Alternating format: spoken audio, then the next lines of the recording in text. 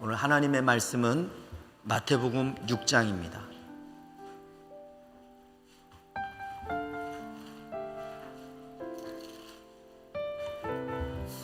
마태복음 6장 9절부터 13절입니다.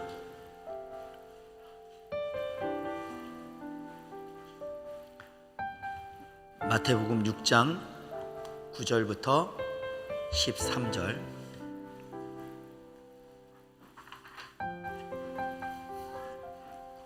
준비되셨으면 한 목소리로 우리 천천히 같이 읽어보도록 하겠습니다. 시작. 그러므로 너희는 이렇게 기도하라. 하늘에 계신 우리 아버지여, 이름이 거룩히 여김을 받으시오며 나라가 임하옵시며 하늘에서 이루어진 것 같이 땅에서도 이루어지이다. 오늘 우리에게 일용할 양식을 주시옵고 우리가 우리에게 죄 지은 자를 사하여 준 것 같이 우리 죄를 사하여 주시옵고 우리를 시험에 들게 하지 마시옵고 다만 악에서 구하시옵소서.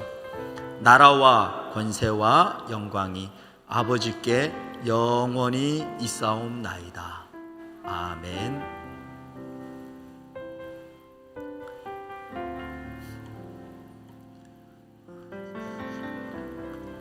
여러분은 제가 이렇게 성경을 들라고 하니까 그게 좀 불편하셨나 봐요. 그러면 성경에 손을 얹으십시오. 저만 들고 하겠습니다. 이 성경은 살아계신 하나님의 말씀입니다. 이 성경은 지금 나에게 하시는 말씀입니다. 이 성경은 나를 살리는 하나님의 능력입니다. 아멘. 오늘 하나님께서 우리에게 말씀하실 겁니다. 그건 또 아멘 안 하시네요. 계속 하십시오. 이 하나님의 말씀으로 오늘 하나님께서 나에게 말씀하실 겁니다. 이 말씀은 오늘 나에게 주시는 말씀입니다. 이 말씀은 오늘 나를 새롭게 하실 것입니다. 이 말씀은 오늘 나를 온전히 이끌 것입니다. 이 말씀이 나의 생명이 됩니다. 아멘.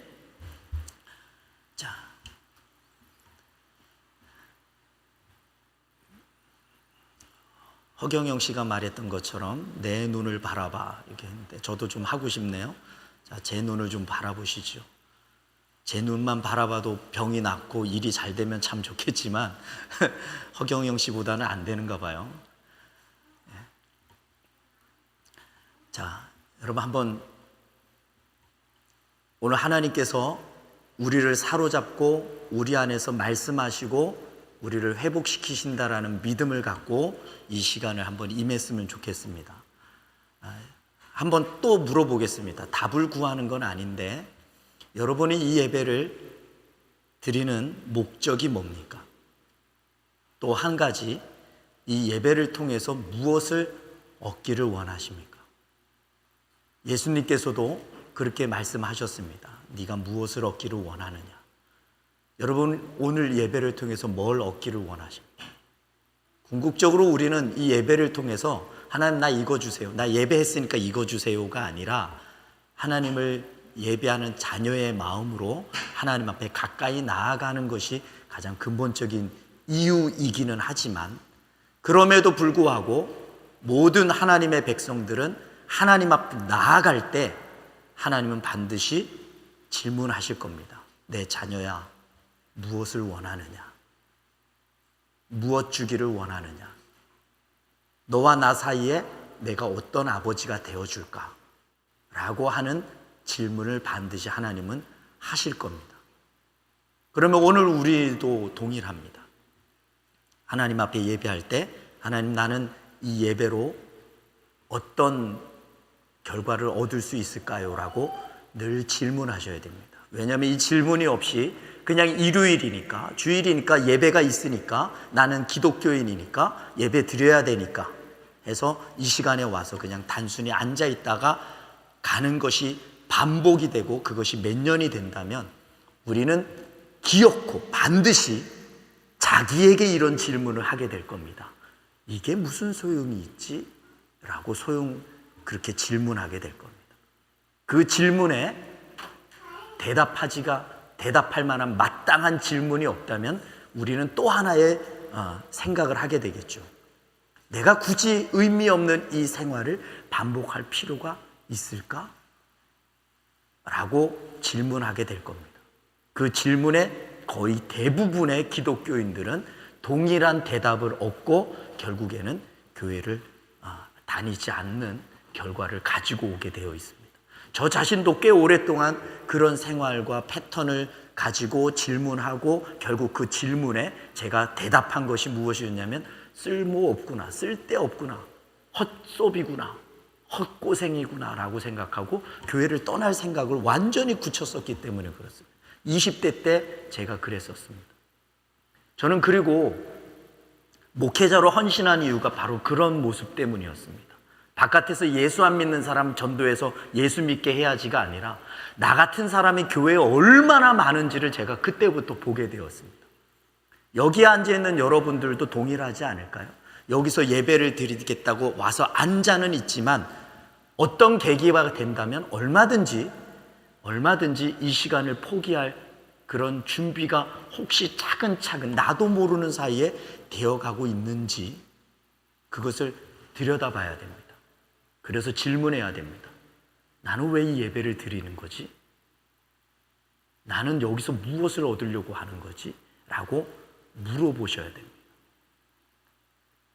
그리고 그런 부분에 대해서 답이 잘 나오지 않으면 이제는 그때부터는 저랑 또는 저 이상으로 더 많은 사람들과 함께 상담과 도움을 받으셔야 됩니다. 그렇지 않으면 언젠가 우리는 그 질문 앞에 속절없이 무너질 수 있다라고 저는 봅니다. 조금 여러분이 듣기 불편한 소리일지는 몰라도 가끔은 저는 그런 생각을 합니다. 찬양할 때 왜 박수를 안 칠까? 뭐 그런 거 있잖아요. 그죠? 혹시 저 몰래 이렇게 회의하신 적이 있으세요? 우리 찬양할 때 박수 치지 않기로 하자. 이런 그런 회의 하셨었나요? 그래서 보통 템포가 조금 빨라지면 이게 박수라도 좀 나오면서 찬양을 하면 그것이 그냥 단순한 박수가 아니라 여러분 우리가 성경에서 분명히 이야기하고 있는 대로 너희 모든 백성들아 박수를 치며 하나님을 찬양하라라고 그렇게 말하고 있거든요. 그래서 저는 두 가지 의미를 하나 갖기를 원합니다. 이렇게 생각해 봤습니다. 박수 치며 하나님을 향하여 나아갈 만한 아직 심령이 아니구나. 그럴 만한 힘이 없구나. 왜요? 박수 치며 하나님을 예배하는 거 이거 그냥 되는 게 아니거든요. 그죠? 그냥 템포 빠르다고 박수 저절로 나오는 게 아니에요. 힘이 있어야, 하나님을 향한 나의 힘이 있어야 박수도 나오기 시작합니다. 그래서 저는 이렇게 찬양을 하면서 우리가 힘이 없구나. 지금 그럴 만한 힘도 우리 안에 없구나. 그렇다면 그럴 만한 힘이 없는 상태에서 여기 앉아 있다면 이 질문을 해야 되겠구나 싶더라고요. 여기 왜 앉아 있나요? 여러분이 나온 게 헛소비다, 헛고생이다가 아니라 이 질문을 하라는 거예요. 내가 여기 앉아 있는 이유가 뭐지? 나는 지금 뭘 원하는 거지? 이렇게 본다면 가장 기본적인 대답을 제가 드린다면 하늘로부터 오는 영적인 힘을 얻기를 원하는 겁니다. 영적인 힘을 얻어서 하나님을 볼 수 있는 힘도 얻기를 바라는 거예요. 눈을 들어서 하나님을 볼 수 있는 힘, 그리고 그 힘을 더 얻어서 하나님을 향해서 입을 벌려서 뭐라도 할 수 있는 하나님이라고 말할 수 있는 힘, 그 힘이라도 얻기를 원하는 거예요. 그리고 그 힘에서 더 힘을 주신다면 그 다음부터는 하나님하고 박수를, 내 의지를 드리는 거예요. 박수가 결국엔 뭐예요? 내 의지거든요. 내 의지를 드리겠다라는 거거든요. 그러니까 우리는 지금 힘이 없어요. 그 힘을 얻기를 원합니다. 오늘 이 시간을 통해서 하나님께서는 자기 백성들에게 이렇게 말씀하십니다. 요한복음 4장에 말씀하시기를 나를 믿는 자는 그 배에서 생수가 넘쳐 흐를 것이다 라고 말합니다. 여기서 말하는 생수는 하나님으로부터 오는 공급된 힘을 말합니다. 그런데 여러분 한번 질문해 봅시다. 나에게는 지금 그런 생수가 넘쳐 흐릅니까? 아니잖아요. 그렇죠? 그렇게 느껴지지가 않아요. 물론 감정에 의지하는 것은 아니지만 분명히 우리가 영적으로 우리를 진단해 볼 때 우리 안에는 지금 예수님이 말씀하신 대로 나를 믿는 자는 그 배에서 생수가 넘쳐 흐를 것이다 라고 말했는데, 우리는 그렇지 않은 상태임을 우리 스스로가 잘 알고 있습니다. 그러므로 우리는 그렇게 기도하셔야 됩니다. 하나님, 그 말씀하신 대로 나에게 생수가 넘쳐나게 하옵소서. 맞습니까? 이 말에 동의가 됩니까? 이렇게 기도해야 될 우리의 심령의 동의가 되십니까? 맞죠? 자, 저는 예전에 한번 전도사 때 감히 그런 설교를 한번 해본 적이 있어요. 영월에서 이렇게 소위 말해서 큰 교회에서 전도사 주제에 요한복음 4장 그 말씀을 갖고 1시간 동안을 질문을 했습니다. 여러분, 우리 안에는 생수가 넘쳐납니까? 계속 이 말만 했어요. 그러면서 속으로, 야, 난 이제 예배 끝나면 목사님한테 이제 혼나겠구나. 이제 죽었구나, 나는 이제. 그런데 놀랍게도요, 그렇게 해서 1시간 설교를 끝내고 우리 같이 기도합시다 라고 했더니 거의 대부분의 성도님들이 눈물을 펑펑 흘리면서 우는 것들을 보게 되었습니다. 왜 그럴까요? 아닌 척하지만 교회를 충분히 열심히 출석하고 교회 생활에 익숙하고 자기는 하나님을 믿는다라고 생각하고 있었지만 실상 그 질문 앞에 서 보니까 내 영혼에 예수의 충만함이 없는 거예요. 목마른 거예요. 예수님은 생수가 넘쳐난다고 했는데 나는 여전히 목마른 거예요. 어딘가가 너무 목이 말라서 어딘가로부터 그것을 채우려고 하는데 이 기독교 생활, 교회 안에서는 그게 채워지지 않으니까 자꾸 다른 데서 두리번 거리는 거예요. 목마름을 채우기 위해서. 여러분, 신천지에 간 사람들의 이야기들을 들어보면 대부분 비슷한 얘기들을 하더라고요. 교회 안에서 자기의 목마름이 해결되지 않았던 거예요. 그래서 그 목마름을 해결하기 위해서 딴 데 끼우거리다 얼딱 걸려가지고 들어가 보니까 거기서는 마치 이게 생수입니다 하고 들이부어주는데 처음엔 그게 아주 달달하고 맛있거든요. 그래서 실컷 먹어봤는데 그래서 그냥 거기에 쏙 들어가는 거예요. 근데 우리가 알고 있듯이 그건 생수가 아니라 음료수예요. 처음 먹어보면 달달하고 그럴듯해 보여요. 그런데 그것은 생수가 아닙니다. 이렇듯 오늘 우리에게도 끊임없이 질문하셔야 됩니다. 나는 예수로 안에서 충만한가? 그리고 여러분, 또 한 가지 덧붙여서 이야기하자면 우리 어린아이로부터 젊은이들에게 다시 한번 이 얘기를 꼭 해주고 싶습니다. 우리는 언젠가 한 번은 반드시 하나님을 찾거나 만날 수 있는 기회가 올 것입니다. 지금 말고요. 지금처럼 말고요. 진짜 충격적이게 하나님을 만날 수 있는 기회가 한 번은 오게 될 것입니다. 그런데 기독교 안에 있는 많은 간증자들의 이야기들을 계속 모아보고 들어보고 나 자신의 경험과 주변의 경험들을 돌아볼 때 하나님을 만나는 방법은 딱 2가지더라고요. 첫 번째로는 내 스스로가 하나님을 향하여 나의 의지와 길을 열어주는 겁니다. 하나님 만나고 싶습니다. 내가 어릴 때부터 교회를 다녔고 나는 성경을 조금 많이는 아니고도 조금 들어보기도 했고 예배도 드렸는데 나는 하나님을 잘 모르겠습니다. 난 뭐가 뭔지 잘 모르겠습니다. 나는 하나님을 좀 만나보고 싶습니다 라고 의지를 가지고 소위 말해서 비가 올 때에 빗물을 받기 위해서 그릇을 엎어놓는 게 아니라 빗물을 받기 위해서 그릇을 놓고 우리 그 부르는 찬양이 있잖아요. 내 잔을 높이 듭니다. 내 찬양 받으실 주님, 내 잔을 채워주세요라고 내 의지와 마음을 하나님께 이렇게 내어드리는 그런 때가 되면 하나님은 거기에 반드시 자기를 드러내십니다.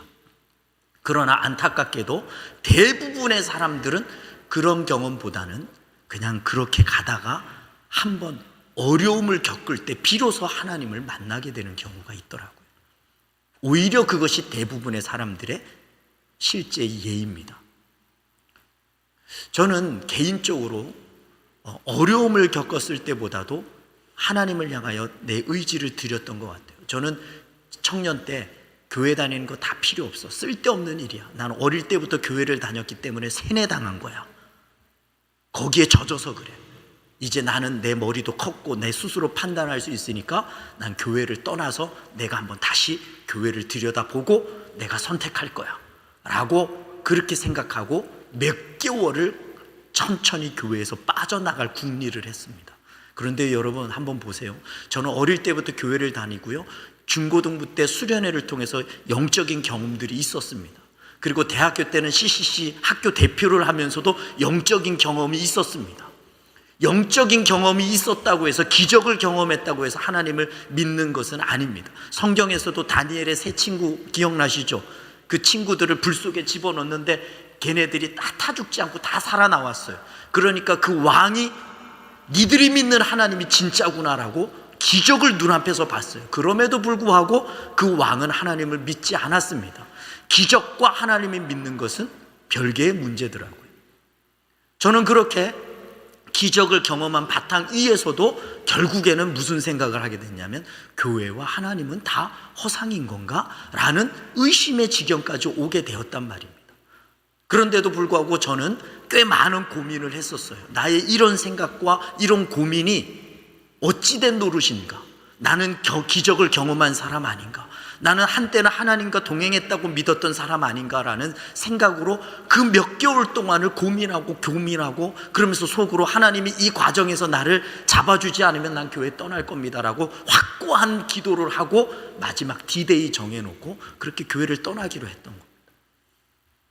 그렇게 마지막 날 하나님은 저의 그런 간절한 바람, 하나님을 만나야 되겠습니다라고 하는 그 바람에 하나님께서 응답해 주셨습니다. 저는 정말 그 상황들을 보면 어찌 이럴 수 있을까 싶을 정도의 환경과 상황으로 저를 이끄셔서 저를 교회에 남게 하셨고, 심지어는 남게 하고 그냥 그대로 퍼지는 게 아니라 그 상황 속에서 그때부터 진짜 하나님을 만나기 시작했습니다. 그 하나님이 오늘날 저를 여기에 있게 한 겁니다. 여러분에게도 아마 동일할 겁니다. 모든 사람들의 패턴이 비슷하니까요. 그냥 이렇게 그냥 살다가 그냥 이렇게 사는 거지 뭐 하던 사람들에게는 하나님께서는 사랑하는 자기 자녀의 풍성한 삶을 위해서 반드시 자기를 만날 수 있는 환경과 기회를 만들어 주십니다.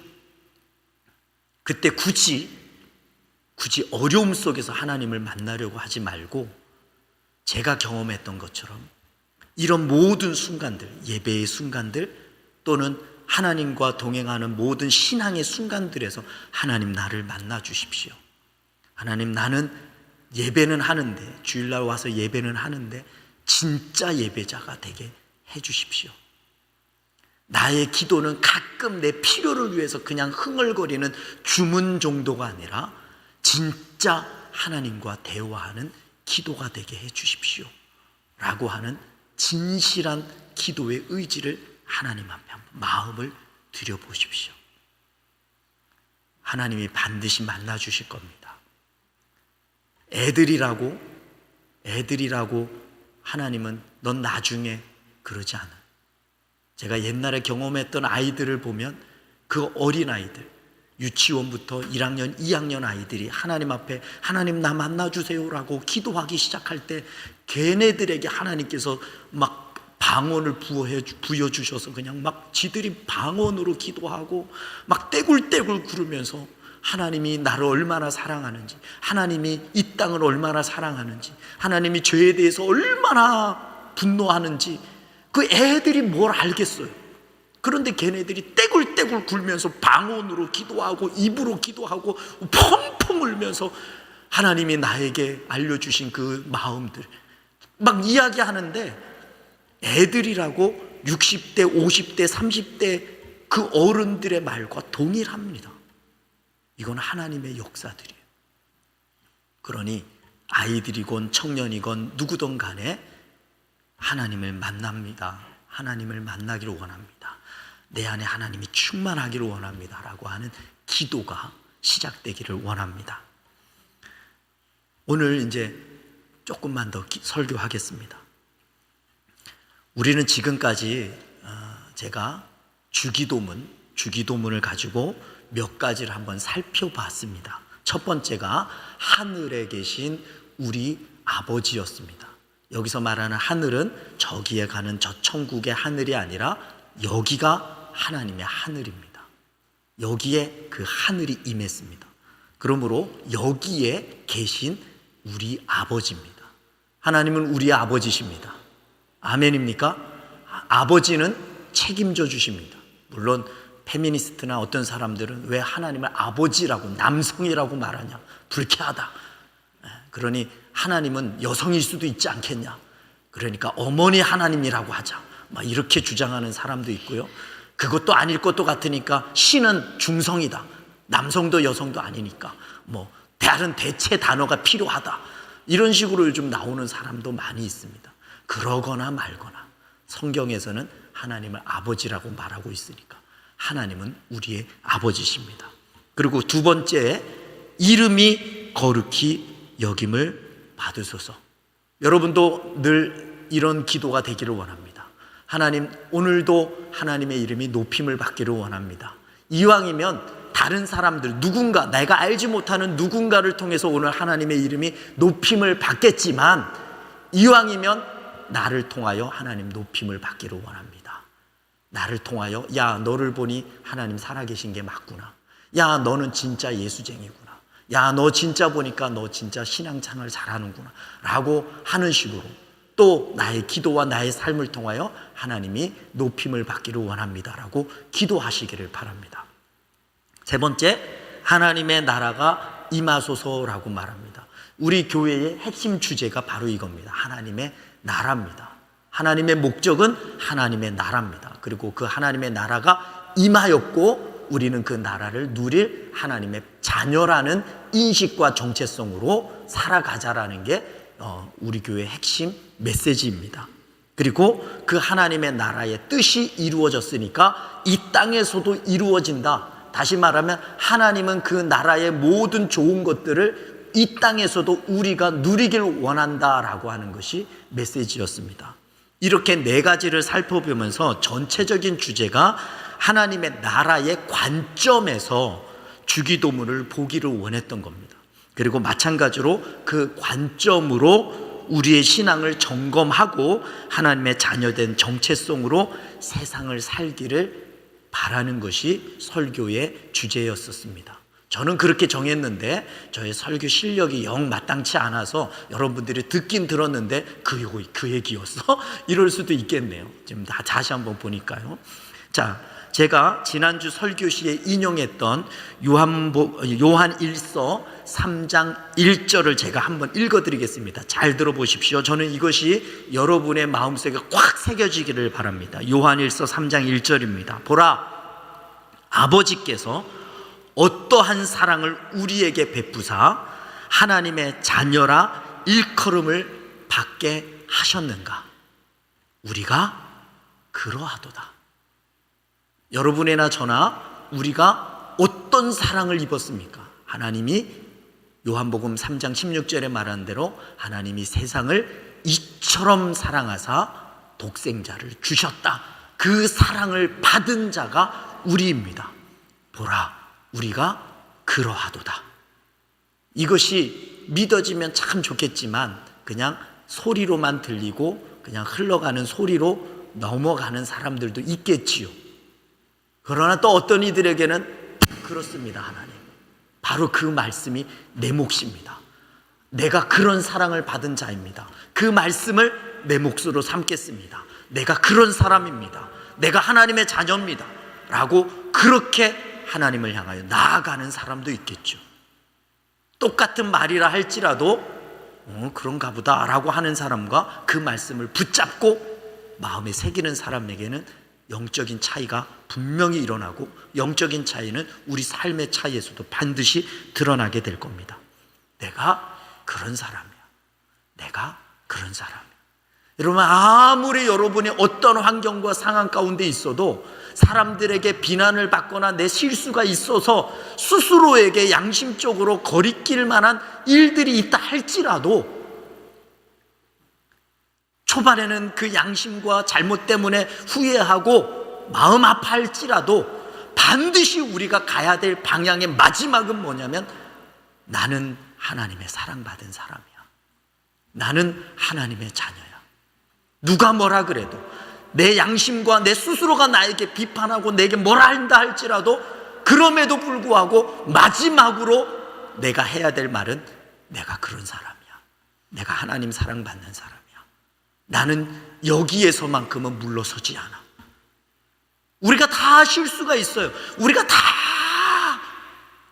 거만거만해요. 착하면 얼마나 착하고 못되면 얼마나 못되겠어요. 몇몇 빼놓고는 아주 못된 놈들이 있어요. 아주 진짜 못된 놈. 그런 놈들 빼놓고는 우리가 다 고만고만하잖아요. 우리가 다 거기서 거긴데 그거 가지고 놓고 난 안 돼 라고 하지 말고 마지막 순간에는 내가 하나님 잘 믿는 것 같지도 않고 내가 뭘 아는 것 같지도 않고 그런다 할지라도 그래도 사탄이 야 네가 뭐 아는 거 없으니까 넌 아니야. 너는 똑바로 사는 게 아니니까 아니야. 너 몰래 뭐 해도 뭐 했으니까 아니야 라고 그렇게 한다 할지라도 그런다 할지라도 마지막 순간에 내가 마지막에 내놓아야 될 내 고백과 카드가 이겁니다. 나 하나님의 자녀야. 나 하나님 자녀야. 그러니까 아직은 기회가 있어요. 우리가 다 알고 있는 대로 이 부분에 대해서 가장 우리를 감동시키는 성경에 예수님이 하신 말씀은 잃어버린 탕자의 이야기였습니다. 둘째 아들 다 기억나죠? 그죠? 아버지 재산 받아가지고 나가서 나 이제 아버지와 관계없습니다 라고 하고 아버지 돌아가시면 받아야 될 유산 그걸 미리 달라 그래서 그 말은 뭐예요? 나 아버지하고 인연 끊을 거예요 이 말이거든요. 아버지 죽은 걸로 칠게요 이런 거거든요. 그러니까 그 인연 다 끊고 돈 받아가지고 나가서 그렇게 살다가 다 허랑방탕 다 이제 거지 신세가 됐단 말이에요. 그러니 자기 입장에서 우리 입장에서는 야 내가 양심이 있지 나도 양심이 있는데 어떻게 그분을 내가 아버지라고 말하고 다시 찾아가겠냐. 도저히 그럴 수는 없고 그런데 굶어 죽을 수는 없으니까 거기 가서 하인이라고 부탁하자. 아버지라고 말 못한다. 그러나 먹고는 살아야겠으니 다시 글로 들어가서 종으로 들어가자 라고 하고 갔어요. 그게 우리 양심이에요. 그게 우리 양심이에요. 그런데 그 아버지는 자기를 그런 식으로 대하고 떠나버린 아들에게도 마저도 돌아오자마자 거지꼴인 아들을 끌어안고 내 아들이 왔다라고 말합니다. 그게 우리예요. 그게 우리예요. 아무리 우리는 우리 양심에 빗대어 봤을 때 도저히 하나님을 내 입에 언급조차 할 수 없고 내가 그렇게 말하면 하나님이 나를 정말 야, 너 양심도 없냐라고 말할지 몰라도 하나님은 그러지 않는다라는 거예요. 여기에 많은 사람들이 무너진다니까요. 여기에 많은 크리스찬들이 무너진다니까요. 양심이 하나님인 줄 알고 양심 붙들고 양심에게 스스로 심판받아서 나는 그럴 만한 사람이 안 돼. 나는 천국 갈 만한 사람 안 돼. 나는 하나님의 사랑받을 만한 자격이 없어 라고 스스로 양심으로 나를 심판하고 교회를 떠나요. 왜요? 나는 그럴 자격이 없다라고 말하거든요. 스스로 선택하고 스스로 심판한 거예요. 그런데 하나님은 그렇게 말씀하신 적이 없습니다. 그러니 우리는 그것마저도 죄예요. 자기는 양심껏 그렇게 했다고 하지만 그것이 가장 큰 죄예요. 스스로가 신이 된 죄예요. 스스로 하나님으로 자기를 심판한 죄예요. 그러니 우리는 우리 교회 여러분은 살다 정말 뭐 이렇게까지 말하기는 좀 그렇지만 살다 사람들이 보기에 야 너도 교회 다니냐? 야 너도 예수 믿냐? 야 너도 인간이냐? 라고 하는 그런 소리를 듣는 혹 그런 일들이 있다 할지라도 그런 잘못을 선택하고 짓고 실수를 했다 할지라도 마지막 이 소리를 기억하십시오. 하나님은 그 양심으로 스스로를 처벌하고 심판할 것을 원치 않으십니다. 심판은 하나님이 하십니다. 그러니 그 심판을 하나님께 맡기고 죽을 때까지 그래도 난 하나님 자녀입니다.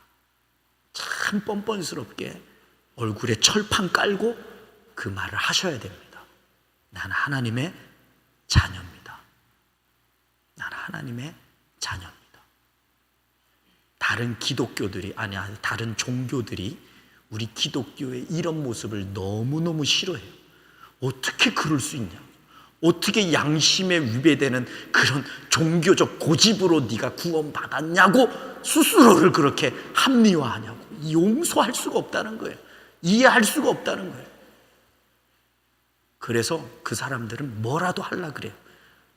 뭐라도. 예전에 제가 말씀드렸죠. 어떤 그 스님한테 어떤 부인이 상담을 하더라고요. 제가 직접 들었어요. 뭐라고 하냐면 남편이 자기를 그렇게 때린대요. 어떻게 하면 좋겠냐는 거예요. 그러니까 이 스님이 하면서 이렇게 돌리더니 뭐라고 말하냐면 전생에 부인 당신이 그 남편을 참 많이 때렸구려. 그래서 지금 이 생에서 당신이 그렇게 맞는 거예요. 어떻게 해야 되냐는 거예요. 그러니까 자 봅시다. 남편이 당신을 회초리 하나로 몇 대를 때릴 것과 대충 평생을 따져서 한번 계산을 해봅시다. 그러니까 막 자기네들끼리 그러면 그걸 한 번에 맞읍시다. 그래서 회초리를 여러 개 묶으래요. 단으로 그걸로 스스로를 때리라는 거예요. 이렇게. 그러면 평생에 맞을 거 한꺼번에 다 맞았으니까 남편이 더 이상 안 때릴 거라는 거예요. 그러니까 이 아줌마가 그렇군요. 저희가 듣고 있는 저는 황당한 거예요. 야, 저걸 지금 말이라고 하는 건가? 근데 그 사람들은 아주 진지한 거예요. 우리가 볼 때는 그게 말이 안 되지만 그 사람들이 볼 때 우리를 보면 야, 넌 양심도 없냐라고 말하는 거예요. 똑같더라고요. 그런데요, 우리는 뭘 선택해야 될까요? 양심 아니면 하나님 말씀입니까? 양심이 우리를 심판했다면 이미 우리는 다 끝났어요. 다 끝났어요. 그런데 하나님은 우리에게 그렇게 말씀하십니다. 내가 온 것은 내 양으로 생명을 주겠다라는 거예요. 그러니요, 여러분 제발 양심 때문에 끝내지 마시고 하나님 앞에 철판 까십시오. 철판을 까세요. 누가 더 두꺼운지 내게 하십시오. 우리 교회 다니는 거 보면요, 제가 볼 땐 진짜 이만큼 두꺼운 사람들이 많더라고요. 행위나 모습을 보면 이야 진짜 야 그러는데 사람들이 그걸 나 하나님 자녀라고 이야 두껍다 두꺼워. 근데 그 두꺼운 얼굴을 보고 당신은 아니야 라고 말하지는 못한단 말이에요. 왜냐하면 하나님이 그 두꺼운 얼굴에 대해서도 인정을 해 주신다니까요. 철판이 이래도 인정해 주신다니까요. 이 말을 그럼 난 이제 양심의 가책 없이 아무렇게나 막 살아도 된다가 아니에요. 하나님은 심판하시는 분입니다. 반드시 심판하십니다. 그러니까 그 심판을 하나님께 맡기고 얼굴 두께를 나는 하나님의 자녀야. 다시 한번 합시다. 시작. 나는 하나님의 자녀야. 나는 하나님의 자녀야. 믿으십니까? 정말 이렇게까지 해야 될까요? 내가 이 전통적인 믿으십니까까지. 저는 스마트한 X세대 목사입니다. 그래서 이런 거 잘 안 해요. 그런데 이렇게까지 내가 강조하는 바를 들으셔야 됩니다. 다시 한번 믿으십니까? 믿으셔야 됩니다. 믿으셔야 됩니다. 전적으로 믿으셔야 됩니다. 설교는 다음 시간에 하겠습니다. 제가 준비한 설교는 좀 다음 주로 미루겠습니다. 오늘 여러분 다시 한번 잘 정리하십시오. 나는 하나님의 자녀입니다. 왜요? 내가 하나님의 자녀가 되어야 될 이유와 목적이 있습니다. 그것은 하나님의 나라가 있기 때문에 그렇습니다. 하나님은 그 나라에서 자기의 백성이 살기를 원하십니다. 죽어서 천국으로 와서 여기서 살아, 여기가 참 좋아라고 한다면 하나님이 굳이 이 땅에서 여기서 이렇게 우리를 자기의 백성을 놔두실 이유가 별로 없어 보입니다. 하나님이 이 땅에서 자신이 창조한 이 땅에서 가장 하나님 나라의 백성답게 가장 하나님의 나라를 이 땅에서 살기를 원하십니다. 그러므로 이 땅에서 하나님 나라를 살려면 내가 먼저 하나님 나라의 자녀가 되어야 됩니다. 그렇지 않으면 그건 불법이에요. 불법이에요. 그래서 성경에서도 그 부분에 대한 많은 이야기가 있습니다. 불법을 행하는 자들아, 나에게서 떠나가라라고 말합니다. 하나님 자녀가 아닌 사람들이 하나님 나라를 누리려고 한다면 불법이겠죠. 이 말은 반대로 내가 그 하나님의 나라를 누리기 위해서는 합법적으로 하나님의 자녀가 먼저 돼야 돼요. 그래서 요한복음 1장 12절에 말하는 대로 예수 그리스도를 영접하는 자는 하나님의 자녀가 된다고 했고, 우리는 그걸 믿습니다. 다시 한번 확인해 볼까요? 우리는 예수 그리스도를 믿음으로 하나님의 자녀가 되었습니다. 요한복음 1장 12절입니다. 여러분 그렇게 하셨습니까? 여러분 그렇게 하셨습니까? 여러분의 마음속에 예수님을 영접하셨습니까? 이제 예수님은 우리의 왕이십니까? 예수님이 나의 인생의 주인이십니까? 잘 느껴지지는 않겠죠, 감정적으로. 그런데 우리는 감정이 우리의 주가 아니라 사실, 내가 믿는 사실이 중요합니다. 여러분 그렇게 사실로 인정하십니까? 하나님은 살아계시고 예수님이 나를 위하여 십자가에 죽으신 것이 나의 죄 때문임을 사실을 믿고 그 사실로 인정하여 예수님은 내 안에 오셨습니다. 예수님은 내 인생의 주인이십니다. 나는 그 예수님의 자녀입니다라고 하는 사실을 믿습니까? 이렇게 믿고 고백하게 하는 분이 누구라고요? 성령님이십니다. 성령님이 그렇게 하게 하시는 겁니다. 그래서 예수님도 말씀하시기를 내가 가는 것이 너희에게 더 낫다. 내가 너희를 떠나서 하나님 나라로 가면 누가 오신다고요? 요한복음 14장에 말한 대로 내가 가면 그가 오실 것이다 라고 말합니다. 누구예요? 성령님이 오실 것이다. 그래서 그 성령님은 오셔서 우리로 하여금 예수님이 하셨던 말씀, 성경에 있는 말씀, 이것들을 깨닫고 알게 하실 것이다 라고 말합니다. 그러므로 성령께서는 우리 안에서 네가 하나님의 자녀라는 걸 너는 알지 못하느냐라고 계속 고린도전서에서 말하게 하십니다. 여러분의 입으로 난 하나님의 자녀입니다 라고 안에서는 그 소리가 드글드글한데, 들은 것으로 속에서는 나는 하나님의 자녀입니다, 나도 그렇게 하고 싶습니다, 나도 그렇게 살고 싶습니다 하고 안에서 그런 드글드글한데, 이 한마디 나는 하나님의 자녀입니다 라고 하는 한마디가 쉽게 나오지 못한다면 그것은 믿음이 없는 것이 아니라 성령께서 여러분을 확고하게 사로잡을 수 있도록 여러분이 자신을 내어드리지 못해서 그렇습니다. 그러니까 이제부터 또 우리의 기도가 뭐가 돼야 돼요? 성령님 나를 사로잡으십시오. 성령님 내 마음과 의지를 사로잡으십시오. 이것이 우리가 교회에서 말하는 대로 여러분 많이 들어보셨을 거예요. 성령 충만이에요. 성령 충만. 성령 충만은 나를 완전히 성령께서 사로잡은 상태를 말해요. 그래서 성령께서 야, 너 하나님의 자녀 맞아, 마음껏 말해도 돼, 마음껏 말해도 돼 라고 성령께서 막 힘을 주실 때에 그 힘으로 기어이 내 육체를 뛰어넘어서 난 하나님의 자녀입니다, 내 양심을 뛰어넘어서 난 하나님의 자녀입니다 라고 말할 수 있는 거예요. 우리의 양심이 얼마나 힘이 센데요. 여러분의 양심이 얼마나 고결한데요. 여러분의 양심이 얼마나 확고한데요. 그 확고한 그 양심을 뛰어넘어서 그 영혼의 소리를 하려니 얼마나 쉽지 않을까요? 힘이 필요합니다. 마지막으로 이야기를 할게요. 나사로 아시죠? 죽었다가 살아난 나사로요. 나사로는 죽어서 무덤에 들어가서 완전히 끝난 거예요. 완전히 죽었는걸요. 뭐 죽었는걸요. 죽은 지 3일이나 된걸요. 희망이 없어요. 그게 우리였었습니다. 우리는 그 무덤 속에서 아유 난 안 돼, 저 무덤 밖으로 난 나갈 수가 없어. 왜냐하면 나는 믿음도 없고 난 아직 하나님에 대해서 뭐가 뭔지 잘 모르겠고 지금은 그냥 아무것도 없어. 그래서 무덤 밖으로 나갈 수가 없는 거예요. 아무것도 없어요. 힘도 없어요. 생명력도 없어요. 그 무덤을 가로막고 있는 돌이 뭐예요? 나 자신이에요.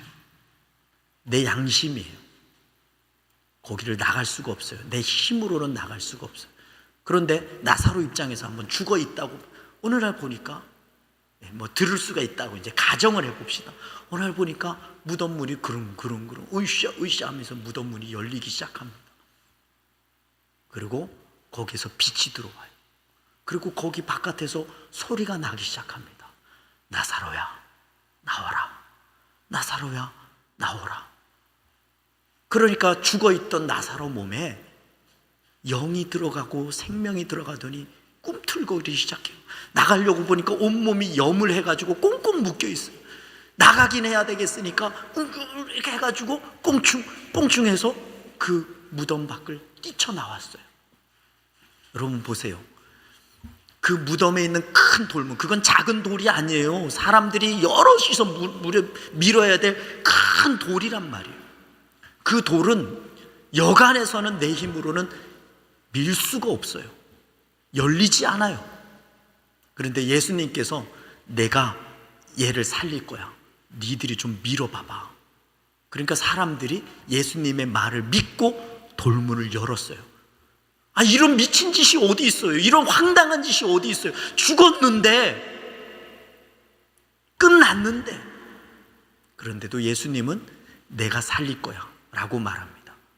예수님은 무덤 문에 있는 돌문 양심보다 예수님의 말씀이 우선입니다. 그리고 예수님이 힘을 넣어주십니다. 오늘날 성령님이 우리에게 그 일을 하십니다. 성령님은 우리에게 이렇게 말합니다. 나가야 돼. 말해야 돼. 고백해야 돼. 선포해야 돼. 그런데 우리는 안에서 그 무덤문 같은 게 꽉 막혀 있어요. 내 지식과 내 경험과 내 의식 체계가 꽉 막혀 있어요. 그래서 그 안에서 뭐라고 스스로 그렇게 결론 내냐면, 나는 소용없다니까. 난 기도해봤는데 소용없다니까. 난 하나님이 돕지 않는다니까. 무덤처럼 꽉 닫혀 있어요. 여러분들 그 돌문을 굴리기 위해서 제가 기도합니다. 저는 그런 사람이에요. 제가 나와요 라고 말하는 사람 아니에요. 저는 옆에서요 돌문 굴리는 사람이에요. 예수님이, 성령님이 이 돌문을 굴려야 되겠는데 라고 말하면 지금 제가 하고 있는 역할이에요. 돌문을 굴리는 거예요. 이거 치워야 된다고. 치워야 된다고. 어떨 때는요, 제가 예전에 이 부분에 대해서 혼자 묵상하고 설교하려고 준비하면서 엉엉 울었어요. 왜냐하면 힘이 너무 딸리더라고요. 이놈의 돌덩어리가 얼마나 큰지요. 처음엔 갓 전도사 때는 아주 그런 돌덩어리가 우스웠었어요. 그냥 내가 쭉쭉 밀어낼 수 있을 줄 알았어요. 그런데 목회를 해보니까 이 돌덩어리들, 각 사람 안에 있는 이 돌덩어리들 너무너무 큰 거예요. 아무리 밀어도 꿈쩍거리지도 않아요. 신발은 뜯겨져 나가고 맨발로 미는 것 같은, 막 혼자서 저쪽에 있을 때 혼자서 막 진짜 이를 악물고 나 어떻게 하면 좋냐고, 내가 이걸 돌려야 되겠는데 힘이 없다고 하면서 혼자서 이러면서 막 버둥거린 때가 있었어요. 안 넘어가요. 지금도 저에게 그럴 힘이 없어요. 그래서 교회가 필요한 거예요. 같이 밀어야 되는 거예요. 같이요. 그렇게 한 사람 한 사람의 돌문을 같이 밀고 그 돌문이 조금이라도 열려져서 빛이 들어가기 시작하면 그때부터는 안에서 죽은 꽁꽁 묶였던 사람들, 우리 자아가 내가 생각하고 내 생각에 묶여있고 내 경험에 묶여있던 소망 없던 내가 어떻게든 꿈틀거리면서 나오기 시작하면 그때부터는 풀어놓아서 자유하게 돌아다니게 해라. 그때부터는 우리도 마음껏 아멘 할 수 있고요. 그때부터 우리는 마음껏 찬양할 때마다 박수를 칠 수도 있을 것이고요. 그때부터 누가 뭐라 그래도 난 하나님의 자녀입니다. 난 하나님의 자녀입니다 라고 마음껏 하나님의 나라를 누릴 수 있는 하나님의 백성이 될 겁니다. 그러니 우리 서로 그렇게 합시다. 교회가 그런 목적이 있습니다.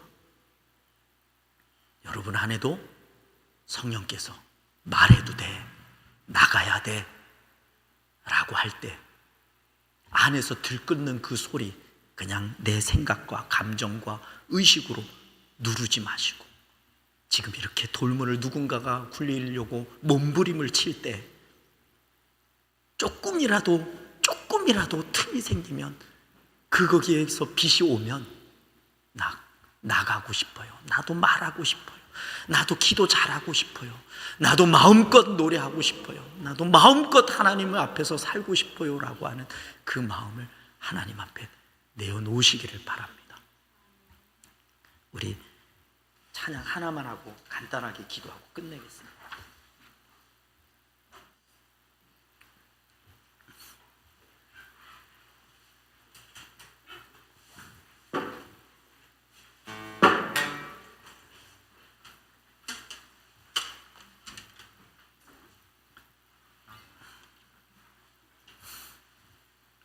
십자가를 질 수 있나 주가 물어보실 때 죽기까지 따르오리 저들 대답하였다. 이게 오늘의 예수님이 나에게 주시는 질문이라면 주님, 나도 그렇게 하고 싶습니다. 진실한 마음으로 그렇게 노래하면서 같이 기도하겠습니다. 십자가를 질 수 있나 주가 물어보실 때 죽기까지 따르오리 저들 대답하였다.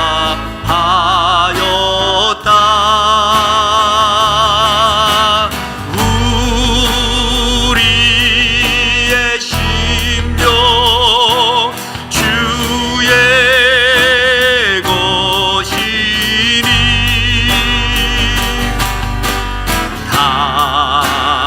당신의 형상 만드소서.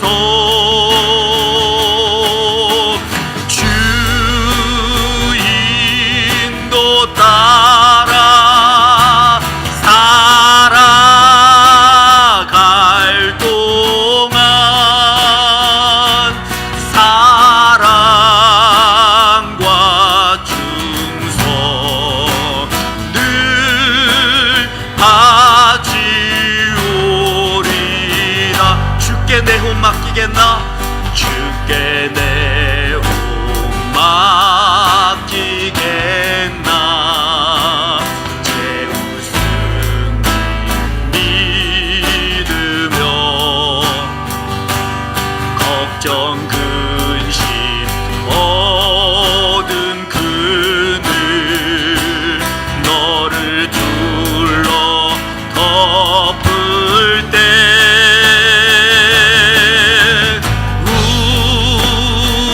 우리의 심령 주의 것이니